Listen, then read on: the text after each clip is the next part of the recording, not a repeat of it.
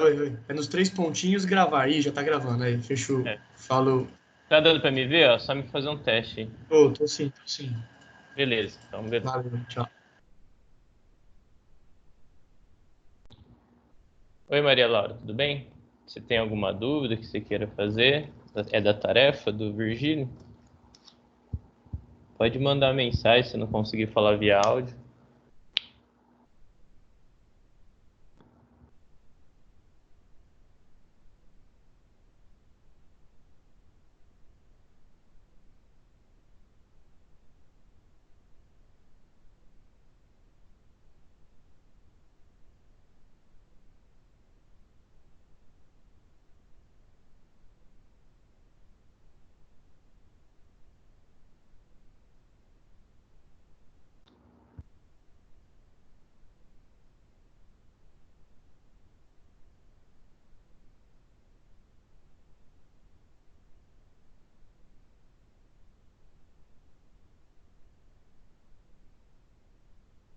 Olá, pessoal. Então, vocês estão conseguindo me ouvir bem, ver bem?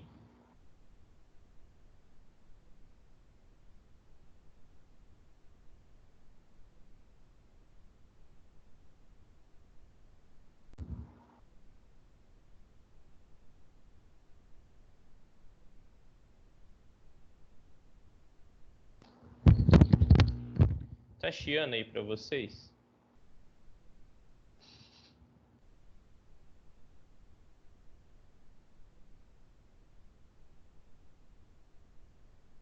Oi.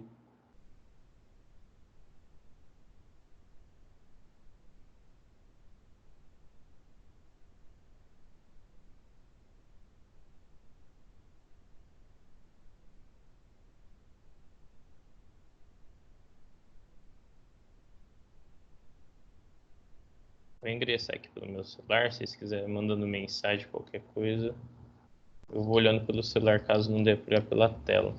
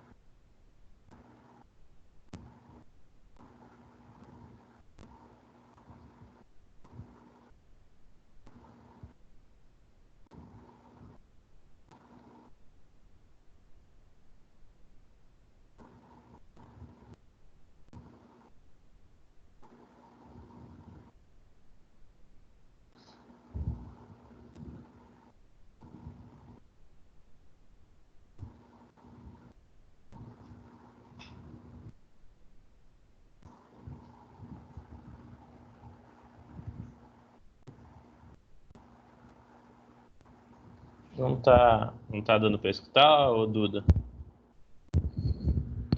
Tá dando pra me ouvir bem?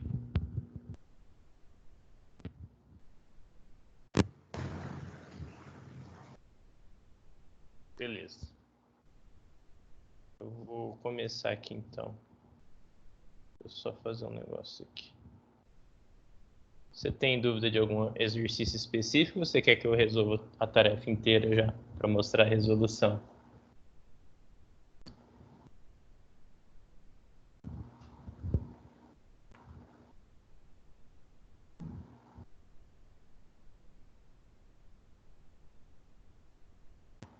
Não, módulo 10. O que o Virgílio não trabalhou módulo 10 com vocês hoje?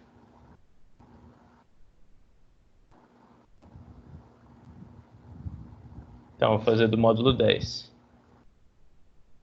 Tem alguma dúvida da tarefa desse módulo? Deixa eu ver.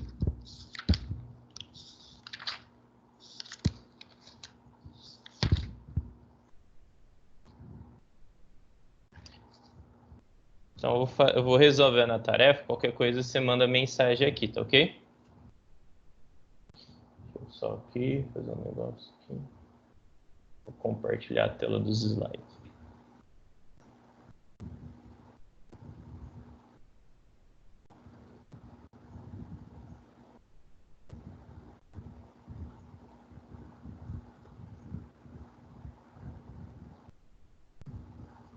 Então aqui, ó, módulo 10, o Virgílio passou essa tarefa aí, exercícios 181, 183, 86, 91, 94, 95 e 99 do módulo 10. Vou fazer a resolução deles aqui. Caso dê algum probleminha aqui, a gente vai se falando, mas vê se... Deixa eu só tentar acessar de novo aqui pelo celular para acompanhar o chat, só um minuto.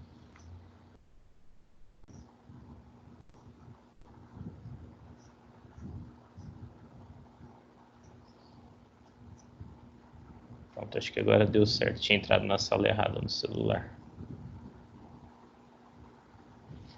Beleza.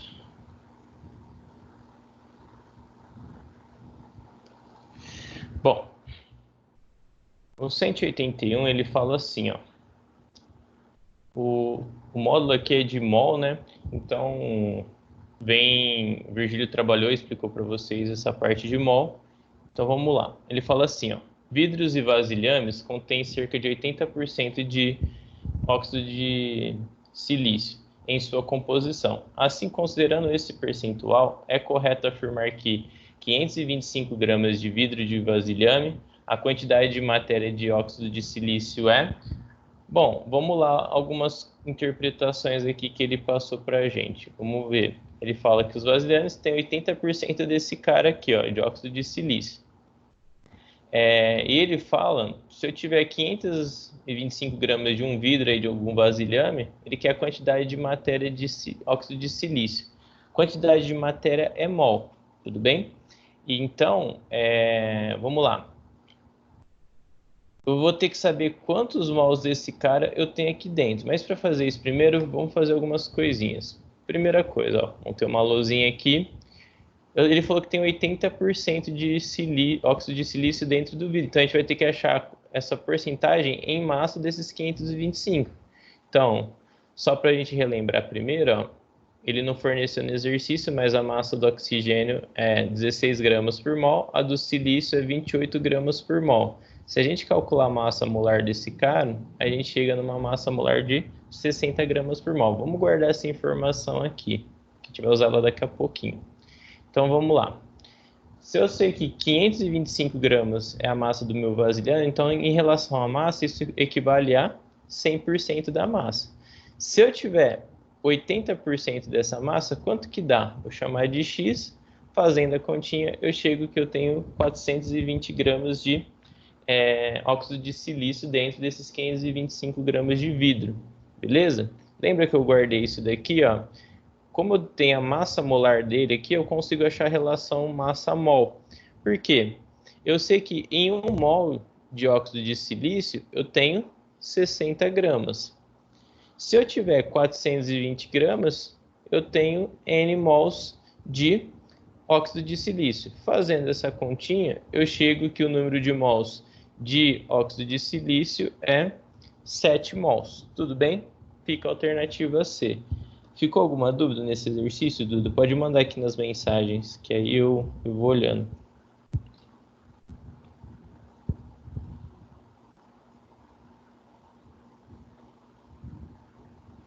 Beleza. Continuando, então. Exercício 183.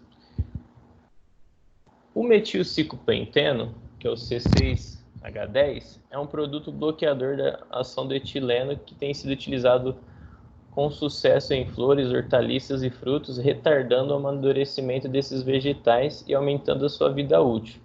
Considerando que sejam utilizados 8,2 kg de um metilciclopenteno para atrasar o amadurecimento de algumas frutas, é correto afirmar que se gastaram... Bom, vamos lá. Vamos por partes. Ele falou do ciclopenteno, que é o C6H10, que ele inibe o amadurecimento das verduras, das plantas e tal. E ele usou essa quantidade aqui. Ele quer saber quanto que eu tenho de ciclo penteno dentro desses 8,2 kg em mol. Vamos lá. Bom, pegando as massas aqui que ele forneceu para a gente, do hidrogênio e do carbono, eu chego que a massa desse C6H10 aqui, ó, se eu pegar 10, que é o número de átomos de hidrogênio que eu tenho, vezes 1, que é a sua massa, e 6 vezes 12, que é a massa do carbono, e a quantidade que eu tenho aqui, eu chego que a massa do C6H10 é de 82 gramas por mol. Então, vamos lá. Eu sei que 1 mol eu tenho, segundo a minha massa molar, 82 gramas de metilciclopenteno. Se eu tiver 8,2 kg, que se eu converter para gramas, vai dar 8,2 vezes 10 a terceira, que é só multiplicar por 1.000, ou 8.200 gramas, eu vou ter N mols. Fazendo essa continha, eu chego aqui no valor de 100 mols, ou, se eu passar para a notação científica, 1 vezes 10 ao quadrado mols. Alternativa D. Beleza? Tranquilinho esse exercício aqui também, né? Continuando aí.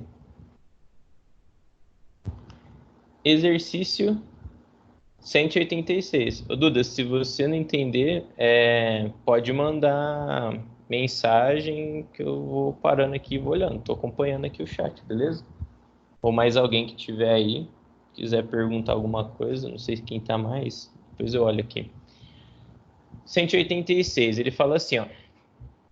Segundo as orientações nutricionais, a dose diária recomendada de vitamina C, que é C6H8O6, a ser ingerida por uma pessoa adulta é de 62 miligramas. Um determinado cientista, grande defensor das propriedades terapêuticas dessa vitamina, consumia diariamente 7,505 vezes 10 a menos 3 mols dela.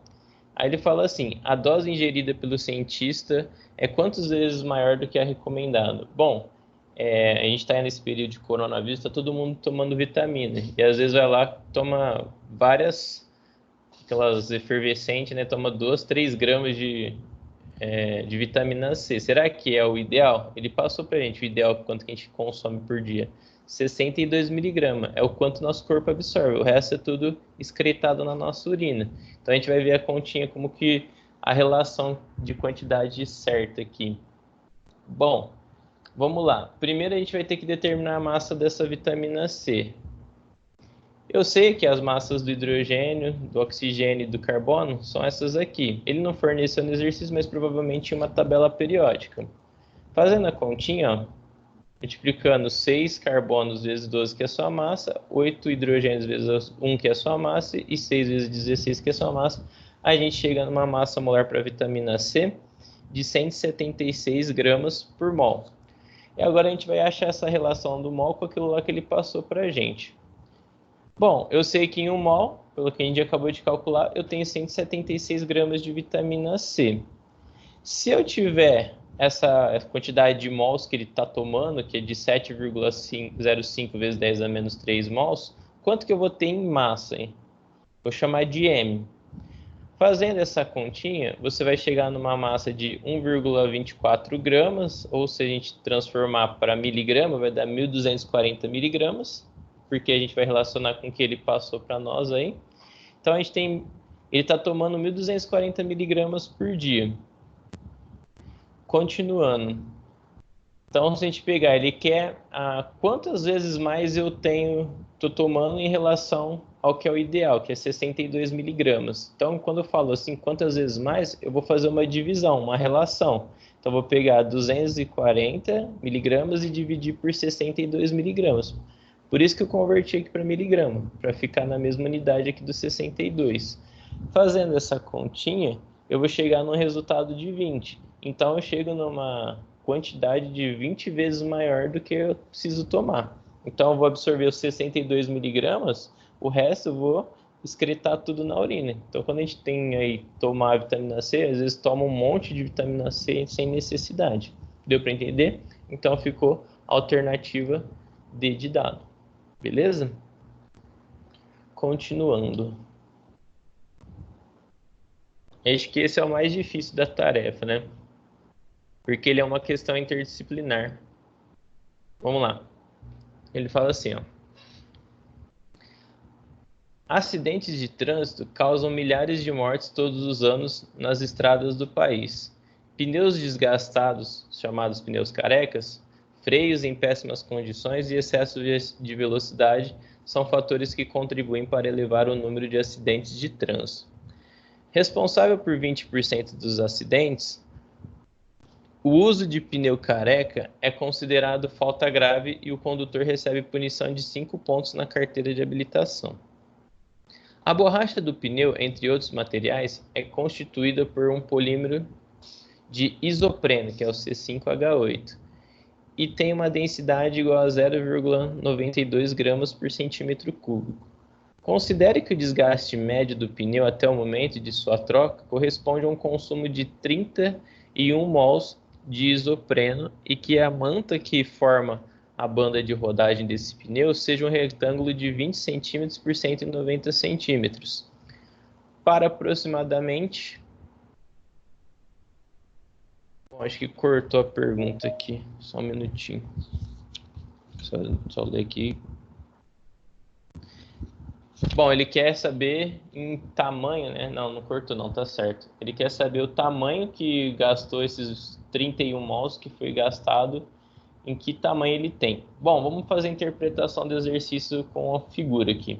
Então aqui imagina que eu tenho um pneu. Se eu fizer um corte aqui ó, no pneu ó, e abrir ele, vou imaginar que ele tenha esse formato aqui aberto, ó, o formato de tipo uma caixa de sapato, um paralelepípedo que a gente fala. A base dele vai ser retangular, como ele falou, então ele vai ter um tamanho de 190 centímetros na base maior, do lado maior e 20 centímetros do lado menor. Essa espessura aqui ó, seria o tamanho do pneu que ele quer saber que foi desgastado. Eu vou chamar de H, tudo bem? É isso que ele quer saber no exercício. Por isso ficou meio confusa a pergunta, mas não tem problema não. Vamos lá. Eu estou interpretando aqui. Beleza. Então, vamos supor que esse pneu fosse novo. Então, dentro dessa altura, você concorda que tudo isso daqui ó, seria a minha quantidade de mols que é gastada para cada rodagem até gastar o pneu todo? Que ele fala que equivale a 31 mols. Então, aqui dentro eu tenho 31 mols de isopreno, que é o nosso polímero aí da borracha. Beleza? Outra coisa que a gente tem que interpretar, se eu tenho esse formato aqui ó, de uma caixa de sapato, vamos supor... Você concorda comigo que esse 31 mols equivale ao volume, em quantidade ele equivale ao volume disso tudo aqui? Então daqui a pouquinho a gente vai usar essa interpretação, mas vamos pegar outras informações. Lá no enunciado ele falou que a densidade de isopreno é de 0,92 gramas por centímetro cúbico. Vamos guardar essa informação aqui também.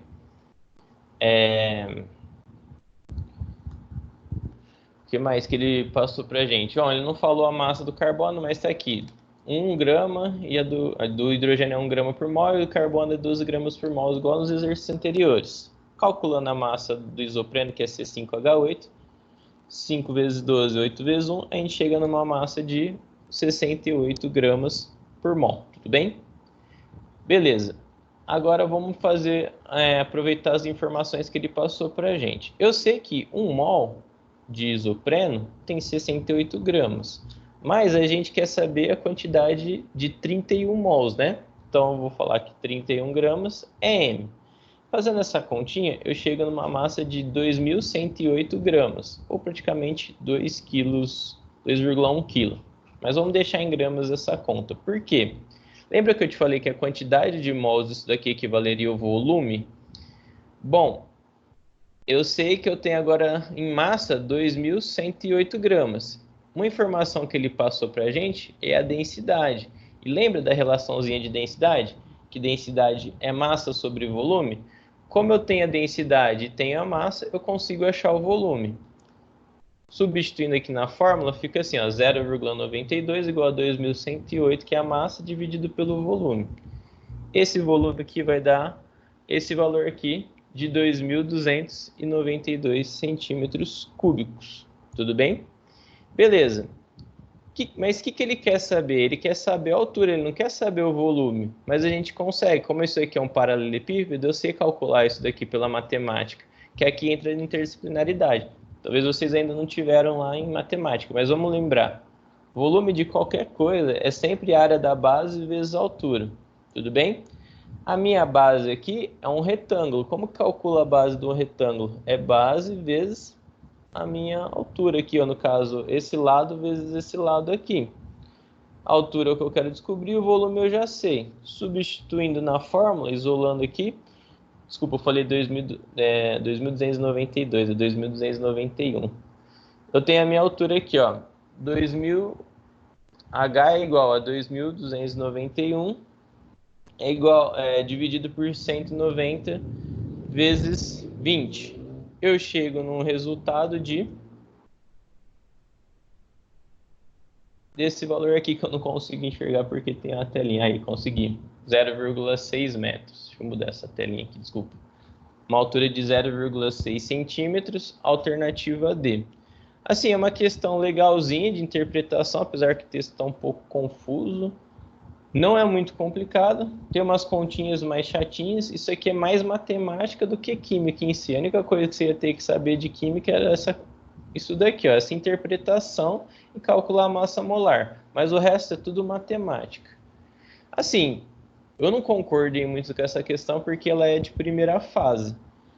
Eu acho que essa questão deveria cair numa segunda fase, porque se tem um tempo maior. Fazer todas essas contas, interpretar isso daqui leva um tempo. Então, para uma primeira fase, eu achei meio sacanagem. Mas, paciência, né? Questão da Unicamp. Alguma dúvida? Continuando.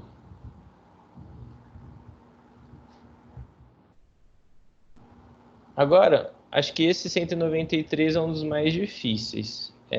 Agora é um pouco mais interpretação e cálculo. De mol, na verdade, não tem muito o que perguntar, é mais essas continhas mesmo, mas mais para frente vocês vão usar bastante isso daí. 194. A tabela a seguir contém alguns dados sobre as substâncias ácido acetil salicílico, paracetamol e dipirona sódica. Ele deu aqui essa tabelinha das fórmulas moleculares de cada um desses compostos e as suas massas molares diretas. Aí ele faz essa pergunta. Levando em conta 3 amostras que contêm cada uma delas 10 gramas dessas substâncias puras, considere as afirmações abaixo. Então, ele quer que a gente avalie se as afirmações estão verdadeiras ou falsas. Então, vamos lá. A amostra de paracetamol apresentará maior número de mols de substância? Bom, vamos avaliar.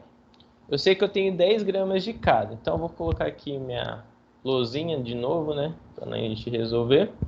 E vou escrever passo a passo. Então vamos começar pelo ácido acetil salicílico. Faltou um acento ali, né? Mas depois eu arrumo. O ácido acetil salicílico. Vamos interpretar. Eu sei que um mol desse cara pesa 180 gramas, porque ele passou essa informação para a gente lá naquela tabelinha, né? Denunciado. Então, essa é a massa molar. Só que ele está falando que eu tenho 10 gramas de cada um desses caras aí. Se eu tiver 10 gramas, quanto que eu tenho em mols? Eu tenho X. Fazendo essa continha, eu vou chegar aqui e eu tenho um valor de X igual a 0,06 mol. Tudo bem? Agora vamos avaliar o próximo, que é o paracetamol. Ele falou para a gente que um mol pesa 151 gramas pela tabelinha. Se eu tiver 10 gramas, eu tenho Y. Fazendo essa continha, eu chego num valor de 0,07. Tudo bem? E por fim, dipirona sódica. Um mol de dipirona tem 333 gramas dela. Tudo bem? Se eu tiver 10, eu tenho Z. Fazendo a continha, eu chego num Z de 0,03 mols. Vamos ler de novo a afirmação. A amostra de paracetamol apresentará o maior número de mols de substância. Vamos analisar? Ácido acetil salicílico 0,6, paracetamol 0,07 e dipirona sódica 0,03. Realmente, o paracetamol é o que tem o maior número de mols. Então, essa afirmação aí é verdadeira. Beleza? Vamos para a próxima. 2. A amostra de dipirona apresentará a maior massa de oxigênio.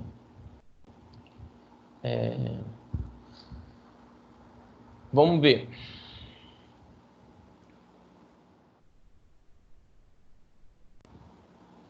Bom, se a gente pegar lá na formulinha do ácido acetil salicílico, ela é C9H8O4, ou seja, eu tenho 4 átomos de oxigênio, tudo bem?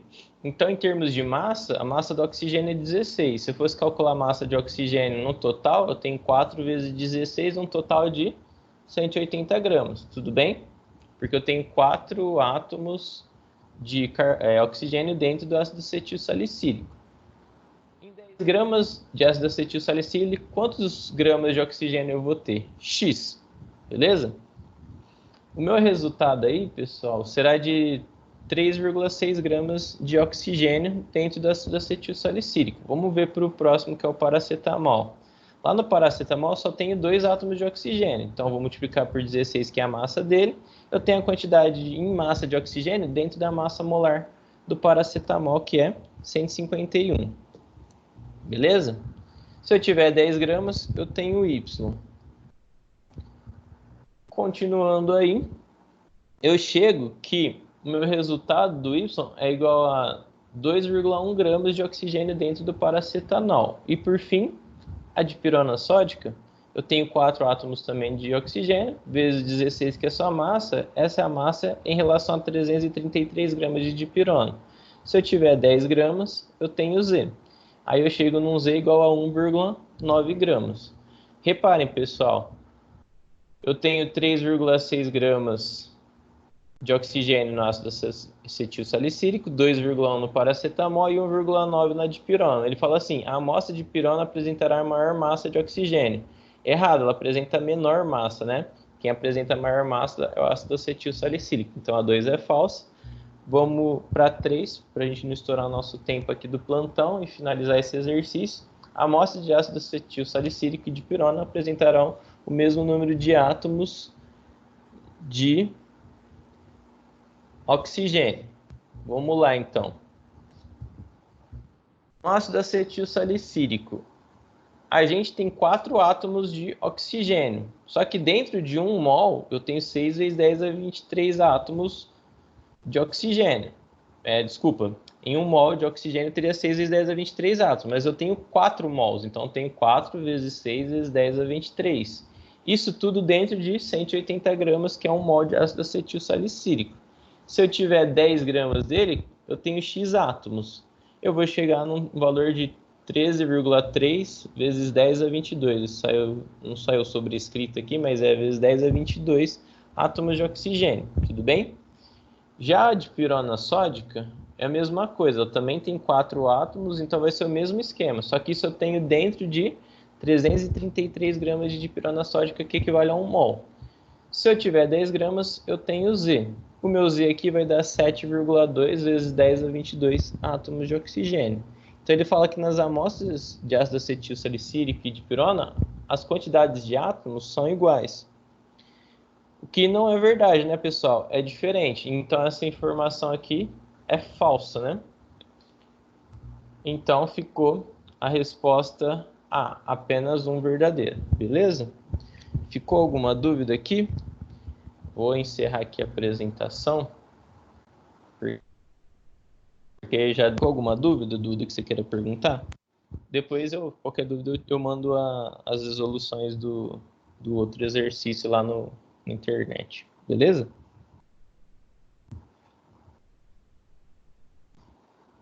Fechou, então. Eu vou encerrar aqui que o Vinícius já chegou aqui, né?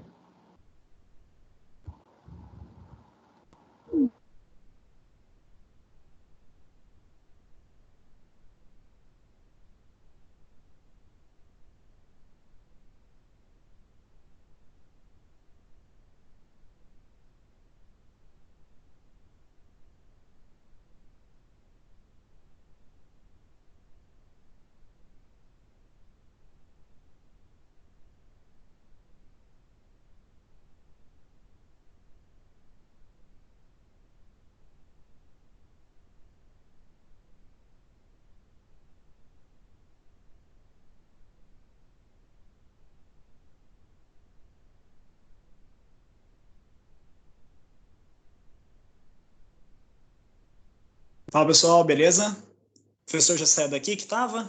Vocês estão me ouvindo ou não? Manda no chat aí, por favor, para eu ver. Se o professor já saiu, vocês estão me ouvindo.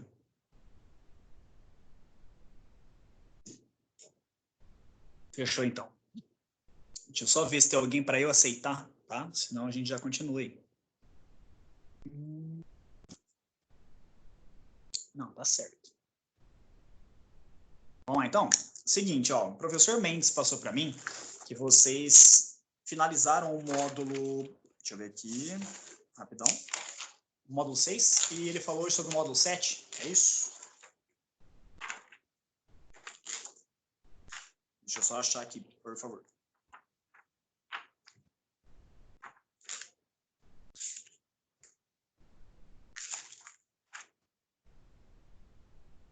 Isso. Só ver aqui. Módulo 7, certo? Vamos lá, ó. Conversei então com o Mendes, ele falou para vocês que ia conversar hoje sobre nova ordem mundial, tá? E aí ele selecionou alguns exercícios para eu poder falar com vocês, coisas que realmente ele falou na aula, que ele já discutiu com vocês e daria para vocês conseguirem resolver os exercícios, tá? Eu vou tentar analisar alternativa por alternativa nas questões testes e as abertas eu tento dar um norte de como vocês deveriam responder essa questãozinha aí, beleza? Então vamos lá, deixa eu só ver se está tudo certo. Tá. Eu gostaria que vocês abrissem, por favor, na página 129, tá? Módulo 7, nova ordem mundial, para a gente discutir as questões aí, beleza? Como eu falei, o professor Mendes pediu para resolver algumas questões, eu vou estar fazendo aí. A primeira delas é logo a primeira questão do módulo, tá? Na página, então, 129, é a questão 121, tá? Que fala o seguinte: a desregulamentação que aumenta no mercado de trabalho brasileiro faz crescer um fenômeno econômico que vem sendo bastante estudado pela geografia humana e econômica. Com esse fenômeno, proliferam as pequenas empresas sem funcionários com vínculo empregatício que prestam serviços. De 2002 a 2008, esse fenômeno cresceu aproximadamente 22% em algumas regiões metropolitanas do país. A que fenômeno estamos nos referindo? Espera aí. Primeiro de tudo, o módulo, ele fala sobre nova ordem mundial, tá? Então a gente está pensando do pós-90, beleza? Pós-90 termina a velha ordem, termina o período de bipolaridade, então a gente não tem mais Estados Unidos influenciando os países a se tornarem capitalistas e nem do outro lado a União Soviética influenciando os países a se tornarem socialistas. Nós temos aí agora uma unanimidade do sistema capitalista no mundo. Tá? Países que eram do antigo bloco socialista vivendo uma transição para poderem se acostumar do mundo agora, desse mundo do pós-velha ordem mundial, do pós-bipolaridade. Então a gente tem um capitalismo hegemônico no mundo. E todos os países agora desejando a mesma coisa, desejando o que as características do sistema capitalista impõem, que é a busca pelo lucro. Então, nesse pós-90, eu tenho, por exemplo, a formação de blocos econômicos, eu tenho a adesão dos países a teoria política, por exemplo, do neoliberalismo, os países serem mais abertos para a prática do comércio, para aceitarem as multinacionais, tá? Então, tudo isso a gente pode considerar do período de nova ordem mundial, beleza? Já a primeira questão, ele fala o seguinte: de 2000 a 2008, teve um boom desse novo sistema aqui, em que ele fala que, com esse fenômeno, proliferam as pequenas empresas sem funcionários com vínculo empregatício. Ou seja, ele está falando de serviços que pessoas realizam para empresas, mas que elas não são diretamente contratadas. Elas só prestam serviços. Tá? Como assim? Por exemplo, no banco. Tem lá dentro do banco, você vai lá, sei lá, numa agência Santander, ali no centro, e você entra no banco. Tem dois tipos de funcionário lá dentro. Tem os funcionários do Banco Santander, por exemplo, e tem funcionários que atuam na segurança do banco, que não estão vestidos com o uniforme Santander. Eles são de uma empresa terceirizada, de uma empresa que presta serviços para o Santander. Muitas vezes a equipe da limpeza também dessas empresas é uma empresa de limpeza que terceiriza, que oferece serviços para essas empresas. Isso foi uma prática muito comum, como está mostrando aí no pós-2000, em que várias empresas do mundo começam a aderir a essa terceirização. Começam a, de fato, aceitar a terceirização para poder suprir essas necessidades e não precisar ter esse vínculo empregatício. Então, o que a questão está referindo aqui, a que fenômeno estamos referindo, é a letra C, que fala que é a expansão da terceirização, certo? A questão de trabalhos terceirizados só pode acontecer nessas práticas neoliberalistas, se todos os países estão falando a mesma língua política e econômica. Por isso a alternativa letra C é aquela que o enunciado está retratando, beleza? Por que não pode ser as demais? A letra A, desqualificação profissional. Não tem interesse de desqualificar o profissional para eu poder... o texto, na verdade, não está falando de desqualificação, né? Não está falando de uma pessoa, por exemplo, que está se desqualificando, não está conseguindo realizar aquele trabalho. Pelo contrário, ela consegue realizar o trabalho, só que sem um vínculo empregatício. Então, não seria desqualificação, tá? A letra B, crescimento do setor binário. Não é isso que o enunciado está falando, né? Não está falando sobre, por exemplo, micromoedas, não está falando de setores diferentes aí, de novas tecnologias. Letra D, desregulamentação terciária da população inativa. Não é população inativa, seria que não está ativa no trabalho. Não, são pessoas que estão trabalhando, elas só não têm vínculos empregatícios. Tá? E a letra E, globalização do setor secundário. Setor secundário é o setor de indústrias. Nesse período de pós-2000, eu tenho um crescimento do setor terciário, tá? O setor que seria de comércio, serviços e não secundário. Portanto, a letra C é a alternativa correta mesmo. Beleza? Ó, qualquer dúvida que vocês tiverem, manda no chat aí que eu vejo aqui. Tá? Eu vou tentar resolver todas as questões que o Mendes pediu para resolver primeiro. Se sobrar um tempinho, eu abro para perguntas ou das questões, ou da teoria mesmo, tá? De outras questões. A gente abre para perguntas de vocês. Mas, qualquer coisa que aparecer aqui, manda no chat ou ativa seu microfone e pode me parar aí à vontade. Beleza? Vamos lá, então. A segunda questão já é logo a segunda aí de baixo, que é a 122, beleza? Que é da Unicamp. Ele fala o seguinte, ó, vou ler com vocês aí. Sobre a revolução informacional e suas implicações para a reorganização do mundo contemporâneo, podemos afirmar que ele está falando da terceira revolução industrial, tá? Da revolução técnico, científica e informacional. Vamos analisar aí. Nessa revolução informacional, alguns estados e um conjunto diminuto de grandes empresas controlam o essencial da revolução tecnológica em curso, atualizando o desenvolvimento geograficamente desigual. Está correto, porque ele fala que alguns estados, alguns países conseguem controlar o desenvolvimento de tecnologias. Por exemplo, na globalização. Por mais que é uma ideia global, por mais que é uma ideia que tenta envolver todos os países do mundo, não são todos os países do mundo que vivem a globalização de maneira igual. Por exemplo, eu tenho a chamada divisão internacional do trabalho. É o quanto cada país é especializado em produzir alguma coisa. Por exemplo, Brasil. O Brasil é especializado na produção de commodities, produtos in natura, que você tirou da natureza e vendeu na Bolsa de Valores, por exemplo. Soja, minério de ferro, cana-de-açúcar. Já Japão, Estados Unidos, são países que são especializados em produzir tecnologias, produzir as suas multinacionais. Por exemplo, a roupa que você veste muitas vezes é de marcas estrangeiras, não são brasileiras. Então mostra a influência que esses países têm em outros países. Então não dá para falar que alguns países detêm essa tecnologia, controlam essa tecnologia, produz essa tecnologia e que espaços geográficos começam a se tornar diferentes, em que o Brasil se trata mais nesse cenário como um consumidor, enquanto os Estados Unidos, um grande produtor dessas tecnologias. Então, realmente, vai ter uma diferença na produção tecnológica por vários estados do mundo e também nas áreas de produção. Algumas áreas são produtoras de tecnologia e outras meramente consumidoras. Beleza? Por que não pode ser as demais? Vamos analisar. Letra B. Dado o alcance planetário do sistema técnico e informacional, a população tem amplo acesso a uma informação verdadeira que unifica os lugares. Se fosse pensar assim, realmente não teríamos conflitos, né? Toda a tecnologia seria excelente para todo mundo, principalmente quando ele fala depois, tornando o mundo uma democrática aldeia global. Tipo, todos os países têm a democracia, a globalização pode deixar isso acontecer. Só olhar o Oriente Médio, Venezuela, que a gente entende que não, né? Letra C. Há um acentuado enfraquecimento das funções de gestão das metrópoles, processo determinado pela descentralização da produção, apoiada no uso intensivo de tecnologias da informação e de comunicação. Então, peraí, tem enfraquecimento das metrópoles? Não, né? É um fortalecimento das metrópoles. As grandes metrópoles, vamos pensar o Brasil. Onde temos a maior parte de produção tecnológica do Brasil? Rio de Janeiro, São Paulo, é nas grandes metrópoles. Então, não é enfraquecimento, e sim fortalecimento. Incorreto também. E por último, a letra D. Os mais diversos fluxos de informações perpassam as fronteiras nacionais, anulando o papel do Estado-nação como regulador e definidor das estratégias no jogo político mundial. Não, se fosse pensar assim, o Brasil, a unidade federal, né, a nação, a União, não teria esse poder de decisão das tecnologias. Por exemplo, as tecnologias que nós temos, muitas delas são desenvolvidas nas universidades. E as melhores universidades do Brasil, as universidades que mais produzem tecnologias, são federais, são estaduais, são do Estado. Tá? Então, incorreta também. Portanto, a alternativa letra A é a alternativa correta. Beleza? Dando sequência aí, ó, eu gostaria que vocês virassem a folha para mim, por favor, na página 130, tá? A gente vai resolver primeiro a questão 126. tá? Então, a questão 126 da página 130, uma questão da VUNESP. Vamos lá.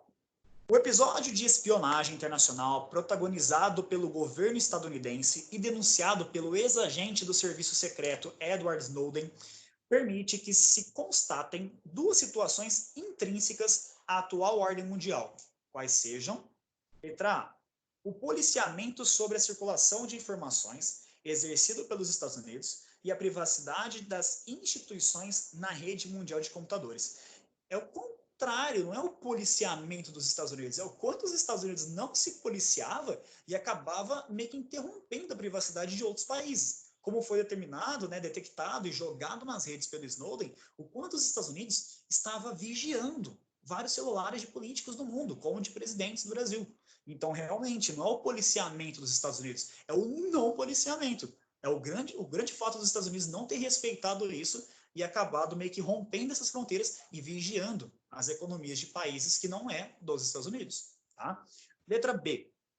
O monitoramento da circulação de informações exercido pelos Estados Unidos e a ausência de privacidade de indivíduos e instituições na rede mundial de computadores. Perfeito.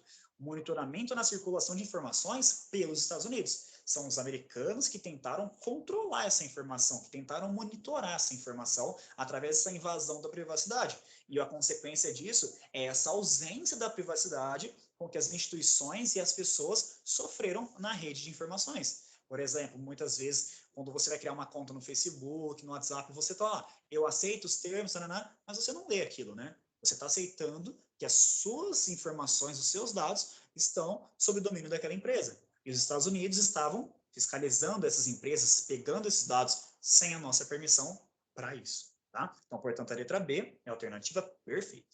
Por que não pode ser as demais? Letra C.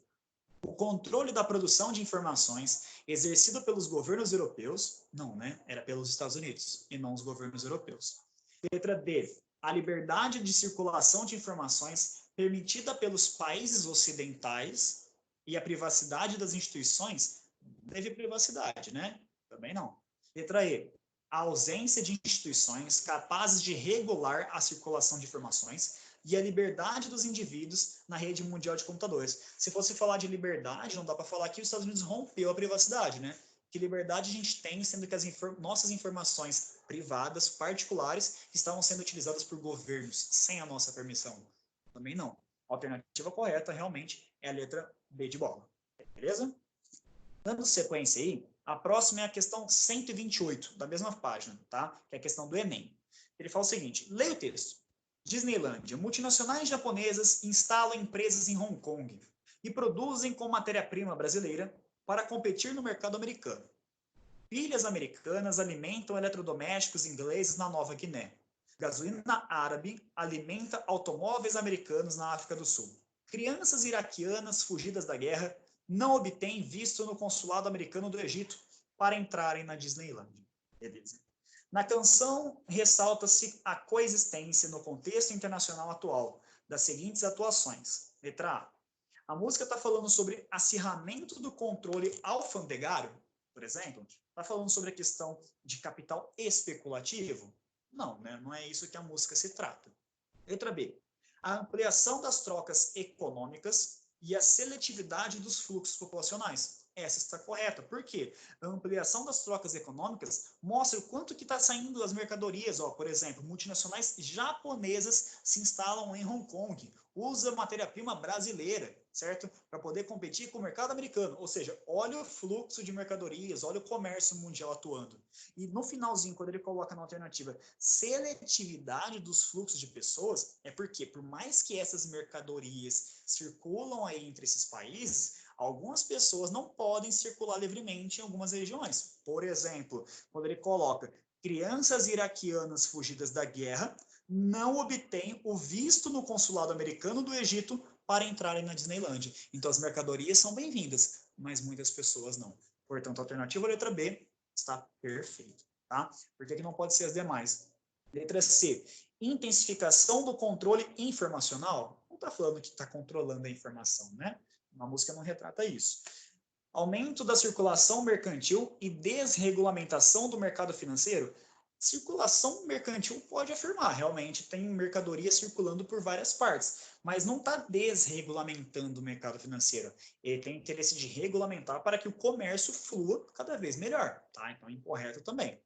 Letra E, expansão do protecionismo global. Se você ficar protegendo a economia, não tem comércio. E o enunciado, né, a música está falando o contrário. Está falando de um mercado cada vez maior, de uma troca comercial cada vez mais ampla e mais difusa. Portanto, o gabarito realmente é letra B de bola. Beleza? Tá. A próxima questão já é a seguinte também, que é a questão 129, tá? Que fala o seguinte, leia o texto. Os processos de globalização e fragmentação implicam territórios diversos que se constituem especialmente neste fim de século, em geografia da desigualdade. Com base nas interpretações da citação, é verdadeiro afirmar que uma das características do atual espaço econômico mundial é a presença dos blocos econômicos, que evidenciam uma tendência de fragmentação do território, blocos econômicos, que é uma união econômica entre os países membros, e não fragmentação do território, não separação. Movimentos separatistas é na contramão de blocos econômicos. Blocos econômicos que é uma união, certo? E não separação. Portanto, incorreto. Letra B. A manifestação territorial da geografia da desigualdade vem se atenuando nos últimos anos, consequência do avanço do processo de globalização, que unifica o espaço mundial em vários aspectos, mas principalmente na mundialização da cultura, com a extinção da dualidade local-global. Não, né? A cultura, muitas vezes, tem até a gente que a sociologia chama de homogeneização cultural. A ideia de que tem o interesse das grandes empresas de que tenha uma homogeneidade cultural para que o comércio, né, para que a mercadoria, a indústria acaba fluindo cada vez melhor. Por exemplo, o estilo americano de sobrevivência, pautado no consumismo, o chamado American Way of Life, a globalização quer que isso aconteça, porque o mercado ganha com isso, tá? Portanto, incorreto a letra B também. Letra C. No contexto global, as desigualdades entre os denominados países ricos e pobres praticamente desapareceram? Não, né? A desigualdade está aumentando conforme fala o enunciado aqui. Então, incorreto também. Letra D. A globalização tornou o comércio mundial mais intenso, sendo um dos instrumentos desse crescimento a OMC, Organização Mundial do Comércio, que tem como metas abrir as economias nacionais, eliminar o protecionismo e facilitar o livre trânsito de mercadorias, o que tem realizado com eficiência, fato que tem contribuído para a diminuição das desigualdades. Tudo estava perfeito, menos a diminuição da desigualdade. A OMC, ela tenta fazer isso, ela tenta dar realmente força para que tenha uma cooperação econômica global, para que os países desenvolvidos tenham realmente um desenvolvimento econômico, mas não está reduzindo a desigualdade social. O enunciado, o texto está falando que está aumentando na globalização, então está incorreto.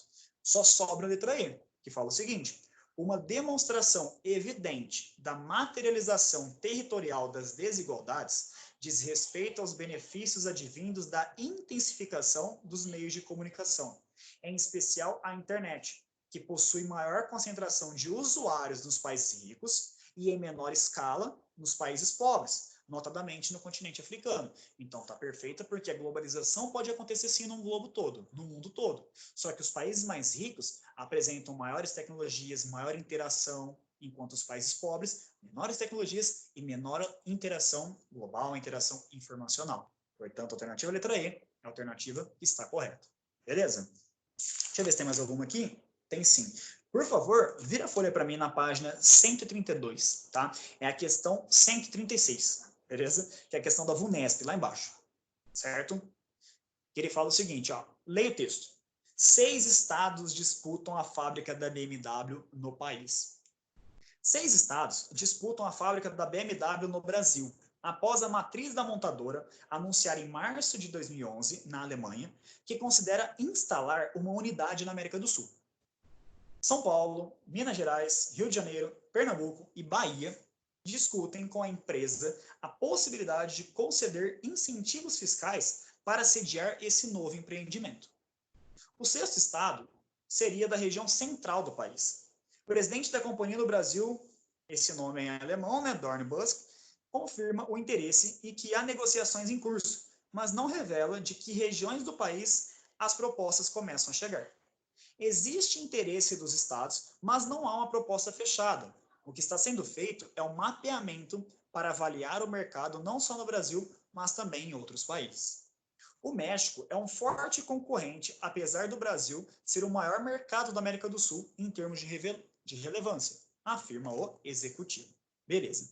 Pergunta aberta, tá? Muito legal essa questão, porque ela também pode entrar no assunto de atualidades. Que ele fala o seguinte: explique no que se consiste o termo guerra fiscal ou guerra dos lugares e cite um efeito positivo e um efeito negativo dessa disputa entre os estados do país para a atração das empresas. Então, primeiro, o que é guerra fiscal? Seguinte, o texto está falando da BMW, que está querendo instalar uma filial aqui na América do Sul. E aqui o Brasil, como é um país de grande relevância na extensão continental, economia, população, ele tem realmente um destaque muito grande e ele vai ser um dos países privilegiados, provavelmente, para receber essa fábrica. Beleza. Só que onde no Brasil? Todo mundo vai querer isso. Porque imagina o prefeito da cidade falar o seguinte: eu, prefeito, trouxe esse ano para cá a BMW, uma empresa gigantesca, que só nesse ano gerou aí, sei lá, 10 mil empregos. Pensando em eleições, pensando em desenvolvimento econômico, social, isso é excelente para os municípios.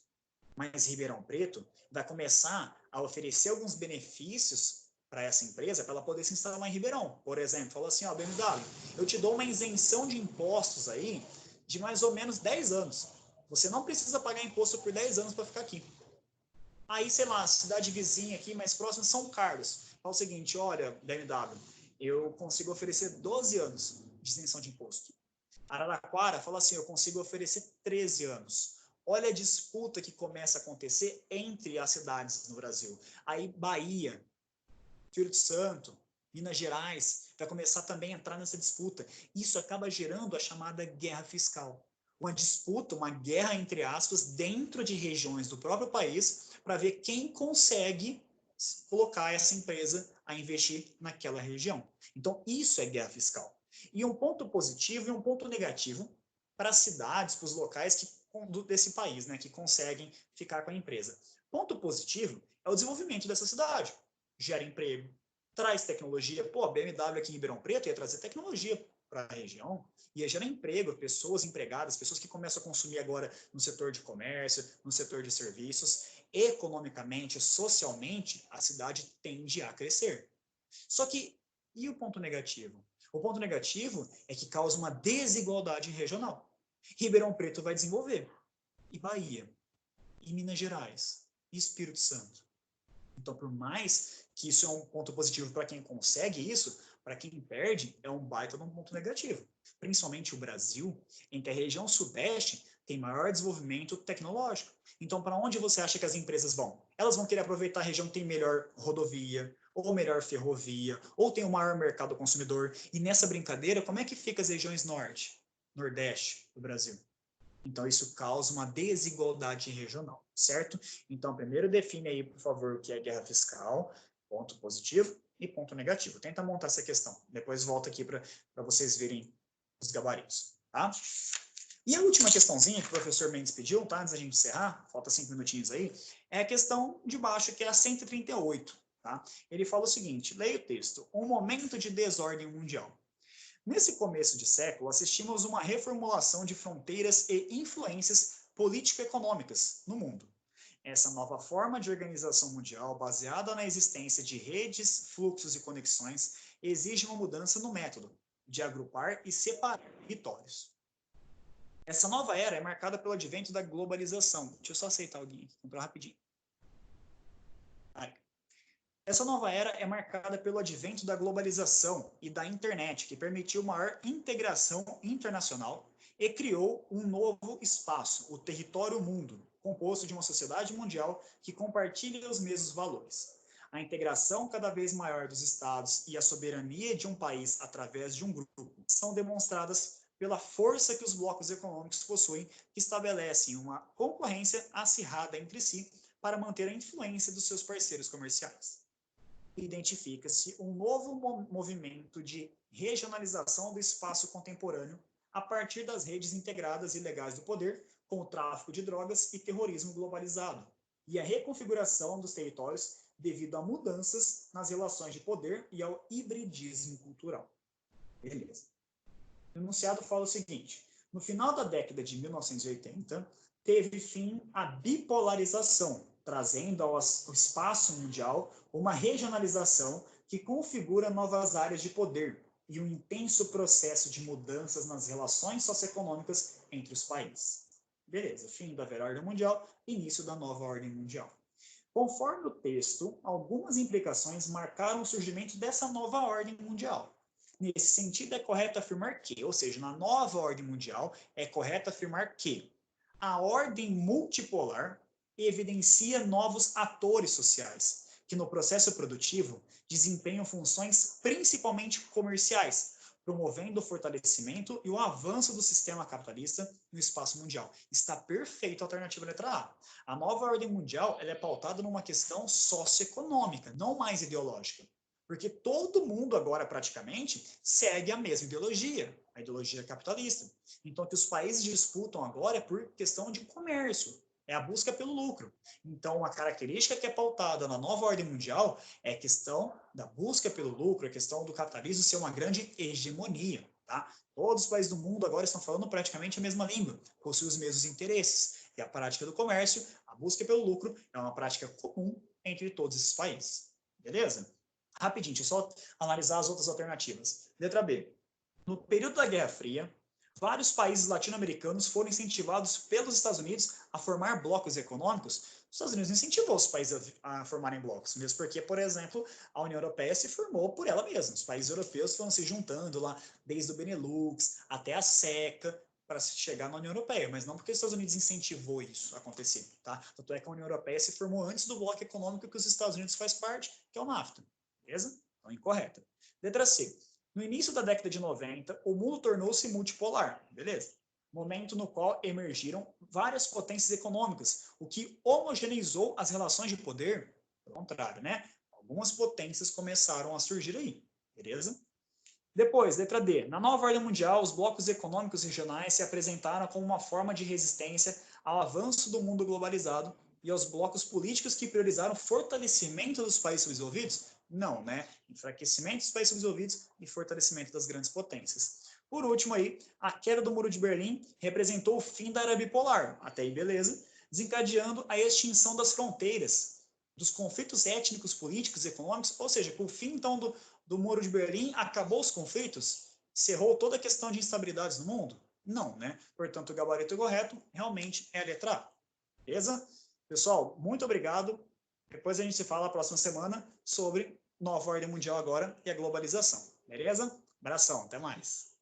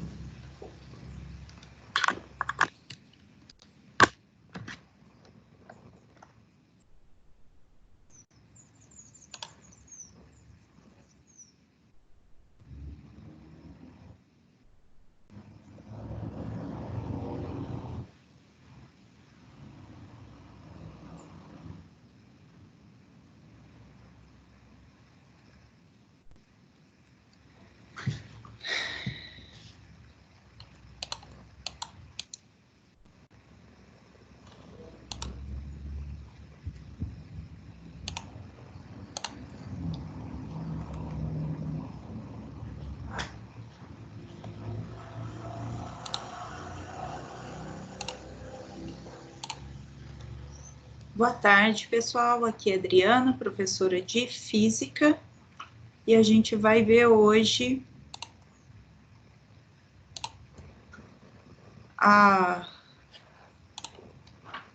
vamos tirar aqui as dúvidas da matéria do Tiago, tá? Setor 122, módulo 9, aí questão de circuito elétrico, potência e resistência equivalente, potência do circuito, tá bom? Eu vou passar aqui todos os exercícios da tarefa e vou explicando aqui para vocês.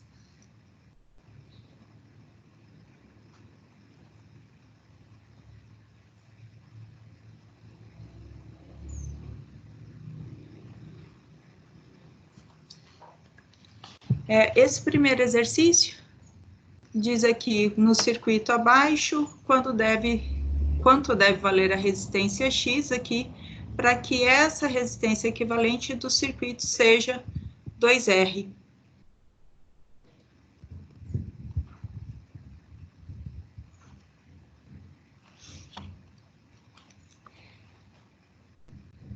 Então, aqui, primeiro, a resistência equivalente desses dois circuitinhos, tá? Desses dois resistores, R mais R aqui em paralelo, a resistência equivalente de dois resistores iguais em paralelo é a metade do valor desses resistores. E aí, para que a resistência equivalente do circuito todo seja 2R, resistência equivalente é igual a R1, que é R sobre 2, mais X. A nossa resistência equivalente é 2R, igual a R sobre 2 mais X, isola que o X a gente tem a alternativa B aqui para esse exercício.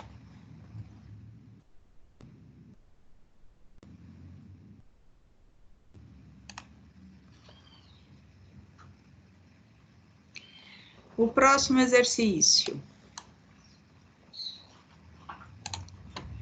A resistência equivalente entre os pontos A e B dessa associação que está mostrando aqui na figura. Então, ele está querendo saber qual é a nossa resistência equivalente. A gente vai precisar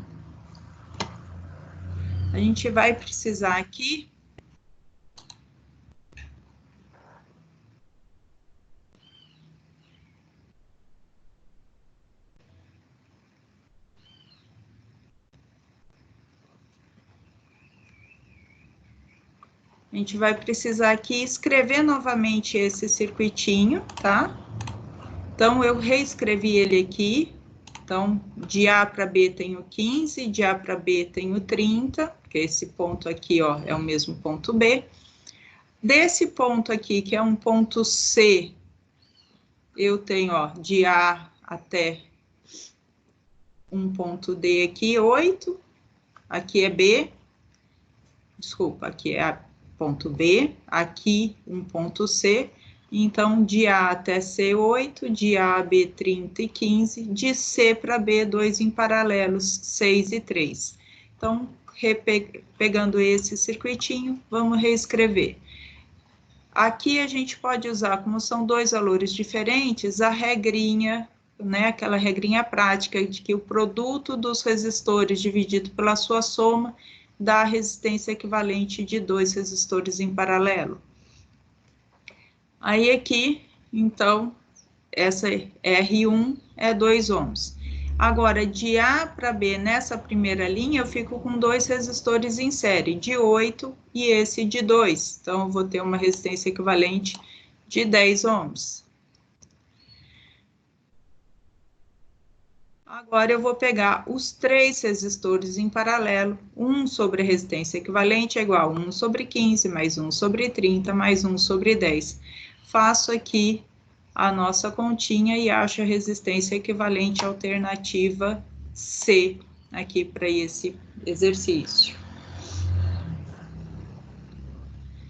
Nos exercício agora 164, tá? Da VUNESP. Dentro de uma caixa com terminais A e B, existe uma associação de resistores. A corrente que atravessa a caixa, em função da tensão aplicada nos terminais A e B, é dada pela tabela. Então, a gente tem uma tabelinha, eu não sei qual é a resistência que tem dentro dessa caixa, tá? Ele me dá aqui várias opções, então eu tenho aqui 5 opções de circuito, para a gente escolher qual é o circuitinho que está na caixa. Então, a primeira coisa que eu preciso saber é, usando essa tabelinha, eu vou fazer a resistência equivalente do que está lá dentro da caixa. Então, eu tenho a tensão igual resistência vezes corrente.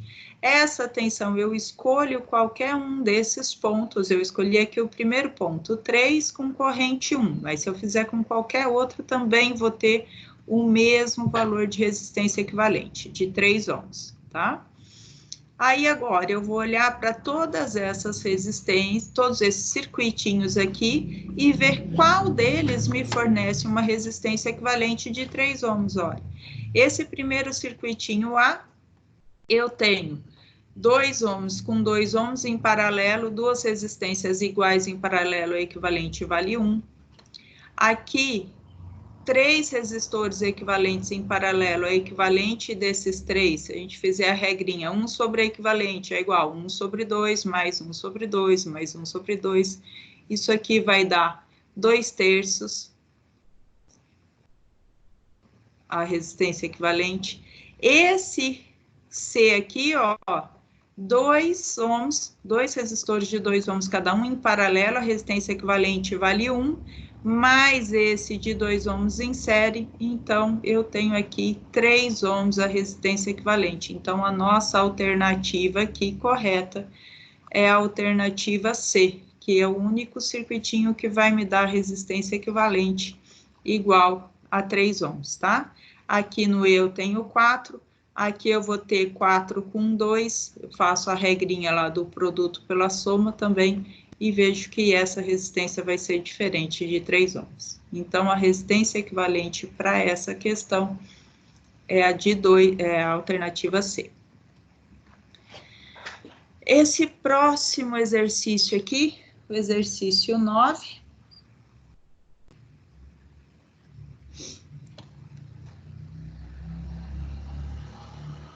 O exercício 9 aqui, da Mackenzie. A potência dissipada pela associação em watts é, então, para saber qual é a potência dissipada aqui, ó, eu sei a tensão total entre os pontos A e B. De novo, eu preciso definir a resistência equivalente desse circuitinho aqui. Eu vou reescrever ele, ó, redesenhei o meu circuito, tá? Pondo aqui no ponto A e B nas extremidades, estiquei. Vou fazer a resistência equivalente aqui, ó, entre 4 e 6, os dois em série são 10 ohms. Entre 10 e 10, os dois em paralelos, 5 ohms. Entre 15 e 5, aí eu vou ter 2 em série, vai me dar 20 ohms. E aí eu vou ter 2 de 20 em paralelo. A minha resistência equivalente do circuito AB é 10 ohms. Sabendo essa resistência equivalente e que a tensão entre os pontos A e B vale 20, então a tensão 20 ao quadrado sobre 10, 400 sobre 10, a nossa potência é de 40 watts. Alternativa D para esse exercício. Setor 122, módulo 9, exercício 170. A figura representa as resistências elétricas ômicas de partes do corpo de uma pessoa. Então, 500 ohms para cada braço, 100 ohms a resistência da cabeça e pescoço, 500 ohms a resistência do abdômen e 1000 ohms a resistência para cada uma das pernas da pessoa. Coração representado em vermelho permite a passagem da corrente elétrica. No item A, ele pergunta para nós, ó, indique o par de pontos que ao ser conectado a uma tensão não provoque o risco de a corrente elétrica afetar o batimento cardíaco e justifique a sua resposta. Pessoal, como que a gente vai manter aqui a corrente elétrica passando pelo corpo sem que passe pelo coração? Para ela não passar no coração, eu tenho que conectar aqui apenas os pontos D e E, né? Porque aí a corrente vai passar por aqui, ela não sobe para o coração, ela passa de uma perna para outra e fecha o circuitinho aqui, tá? Então, os pontos D e E que a gente pode conectar uma tensão elétrica e a corrente vai fechar esse circuitinho aqui sem que passe aí, sem subir para o coração. No item B, ele diz o seguinte: suponha que a pessoa da figura esteja com os 2 pés aterrados, sem isolantes elétricos entre os pés e a terra. Então, vai passar corrente aqui nas 2 pernas. E ela está segurando com uma das mãos um fio elétrico de potencial 300 volts. Então, a gente tem,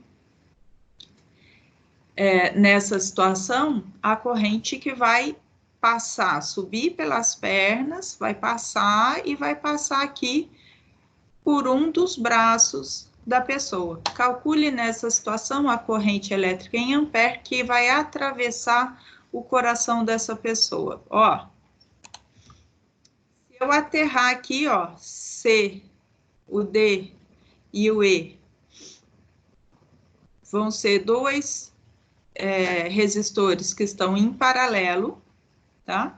E a gente tá aqui, a pessoa ligada com um fio nesse ponto aqui. Eu escolhi o ponto C, poderia ter escolhido o B, tanto faz, qualquer um dos braços, tá?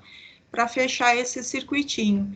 Então, agora a gente tem esses 2 resistores em paralelo, a resistência equivalente entre eles é 1000 dividido por 2. Esses 2 em paralelo, mais o abdômen, mais a resistência de um dos braços, que a corrente é isso que ela está fazendo, né? Ela sobe aqui, passa pelo abdômen, passa pelo coração, vem aqui para o braço, aqui no ponto C. Então, a resistência equivalente do circuito inteiro é de 1.500 ohms. A diferença de potencial são de 300 volts, que ele falou que o fio tem diferença de potencial, tem o potencial elétrico de 300 volts. E aí, então, aqui a corrente vai ser a tensão sobre a resistência, 0,2 amperes.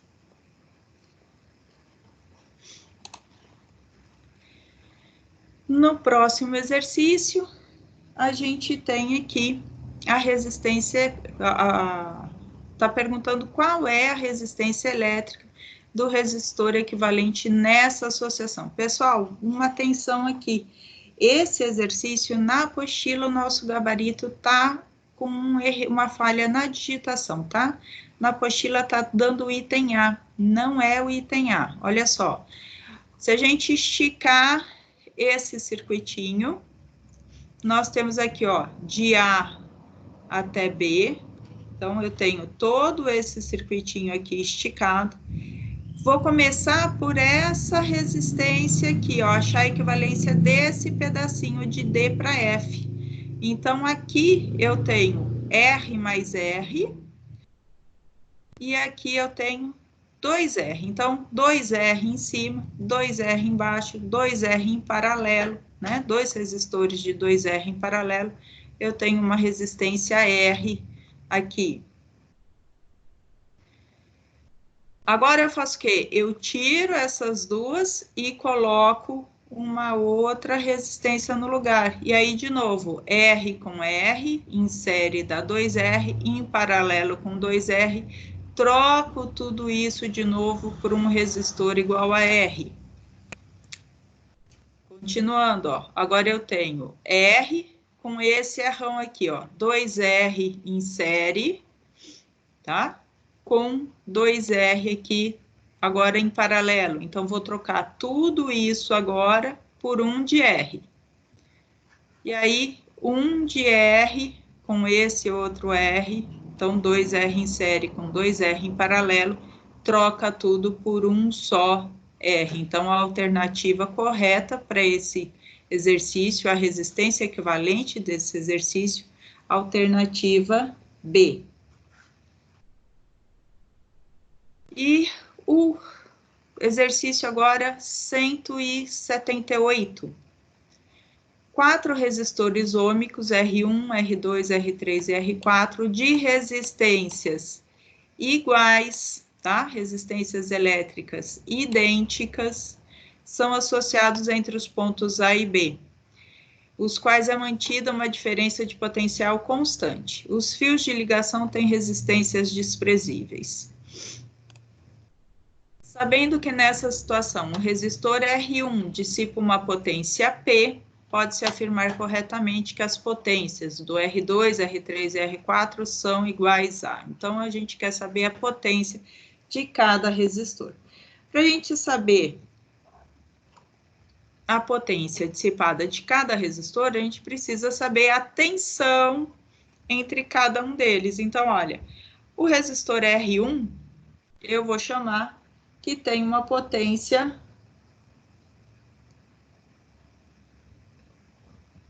o resistor R1 tem uma potência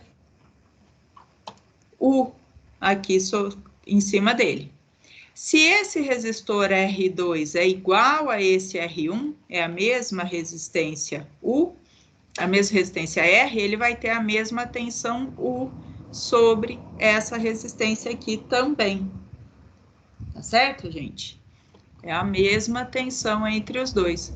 Isso quer dizer que se aqui eu tenho U e aqui eu tenho U, nesse R3 eu vou ter 2U de tensão, certo? Então, olha só, desse ponto A até esse ponto aqui, vamos chamar esse ponto aqui um ponto C, eu terei 2U de tensão e uma resistência equivalente, olha, de 2R em paralelo com R. Então, faço produto pela soma. Essa resistência equivalente de todo mundo aqui é 2R sobre 3. Então, se aqui eu tenho uma resistência equivalente de 2R sobre 3, a tensão que eu tenho aqui é 2U. Então, eu consigo saber qual é a corrente elétrica que está entrando aqui no ponto A e saindo nesse ponto aqui, passando pela resistência R4. Então, a minha corrente vai ser 3 vezes U sobre R, tá? Essa é a corrente elétrica que passa nessa resistência R4. Sabendo essa corrente, sabendo a resistência R4, vale R, eu consigo saber qual vai ser a tensão sobre essa resistência R4. Eu já sei que aqui vale U, aqui vale U, aqui vale 2U. Qual é a tensão que eu tenho nessa resistência R4? U é igual a R vezes a corrente, que é 3 vezes U sobre R. Ó. O R cancela. Essa resistência aqui tem uma tensão, então, de 3U. Sabendo todas as resistências e todas as tensões, a gente consegue determinar agora qual é as potências. Então, a potência 2, tensão U2 é U sobre R, então U quadrado sobre R é a mesma potência do resistor R1. É a mesma tensão, é a mesma potência. O P3, olha, qual é a tensão aqui nesse resistor R3? É 2U, né? Aqui eu tenho U mais U, essa tensão aqui no R3 é 2U. 2U ao quadrado dá 4U quadrado sobre R. Só que U quadrado sobre R é a potência no resistor R1. Então, a potência desse resistor P3 é 4 vezes P. Agora, esse último aqui, ó, a potência nesse resistor R4, a gente estabeleceu que esse U4 é 3 vezes U. 3 vezes U ao quadrado vai dar 9U quadrado sobre R. U quadrado sobre R, de novo, é a potência no resistor R1. Então, o nosso P4 aqui é 9 vezes P. Então, a gente tem que a alternativa correta para esse exercício aqui é a nossa alternativa A. E, por último, esse desafio aqui, o exercício 179, que o professor Tiago deixou como desafio para vocês. Aqui, o desenho assusta mais do que realmente precisa, pessoal. A gente vê que essa sequência de 3 resistores em série com um resistor aqui em paralelo, essa sequência, ela se repete várias vezes, certo? Então, de A para B, eu tenho duas vezes essa sequência em série, e aqui 2 vezes a mesma sequência em série, todo mundo em paralelo. E isso é o que acontece no circuito todo. Então, primeiro, vamos estabelecer aqui qual é a resistência equivalente de um pedacinho desse. 3R em paralelo com R. Então, faço produto pela soma, a resistência equivalente desse cara é 3R sobre 4, ou 3/4 de R, tá ok? Se aqui eu tenho 3/4 de R, aqui eu vou ter 3/4 de R, aqui 3/4 de R, aqui 3/4 de R, em todos eles, cada uma dessas sequenciazinha vale 3/4 de R. Então, posso reescrever o meu circuitinho dessa maneira, ó. 3/4 de R com 3/4 de R em série, em paralelo com outro conjuntinho. Aí de B para C é a mesma coisa, de C para D também. Entre os pontos A e B, eu vou ter, então, olha, 3/4 de R com 3/4 de R em série, eu tenho a resistência equivalente como sendo 2 vezes 3/4 de R, ou seja, 3/2 de R em paralelo com 3/2 de R. Ou seja, entre o ponto A e B, eu tenho 3/2 em paralelo com 3/2. A resistência equivalente disso aqui, 2 resistores iguais, a resistência equivalente é metade desse valor, então 3/4 de R. Isso quer dizer que de A para B eu tenho 3/4 de R, de B para C eu tenho 3/4 de R, de C para D eu tenho 3/4 de R. Duda, não entendi porque são 3/4. Olha, Duda, volta aqui. Eu não tenho 3/2 de R em paralelo com 3/2 de R. 3/2 por 3 em paralelo com 3/2, metade de 3/2 são 3/4. Olha, eu fiz essa continha aqui, 3/2 de R dividido por 2. Mantém a primeira fração, multiplica pelo inverso da segunda. Aí a gente chega aqui nesse valor de 3/4. Mas, espera aí, vamos aqui. Aqui que você não entendeu onde são os 3/4 de R? É nesse ponto a sua dúvida? Tá. Então, olha, eu tenho R com R com R, os 3 em série, tá certo? Então, eu tenho 3R aqui, em paralelo com essa resistência R. Então, ó, R, 3R em série, em paralelo com R. Usa a regrinha prática de produto pela soma. Produto, 3R vezes R, soma, 3R mais R. Eu tenho 3R ao quadrado aqui, dividido por 4R. Aí, um R de baixo com R quadrado cancela, a resistência equivalente desse pedacinho são 3R sobre 4. Entendeu, Duda? Beleza, então vamos finalizar ele. Então, aqui ficou 3/4 de R, nesse pedaço 3/4 de R, nesse outro também 3/4 de R, tá? Então, todas as associações que a gente tem, cada uma é 3/4 de R. Quando a gente tem duas em série, fica 3/2 de R. E aí, 3/2 de R, os dois em paralelo, volta para os 3/4. E aí, agora eu tenho 3 resistores de 3/4 de R em série. Então, 3 vezes 3R sobre 4, a resistência equivalente 9R sobre 4. Tudo bem? Acho que essa aqui, então, a alternativa C, tá? Desse exercício. Professor Tiago, esse foi o nosso último exercício. Eu vou encerrando, então, o nosso plantão de hoje por aqui e a gente se vê semana que vem. Bons estudos, pessoal!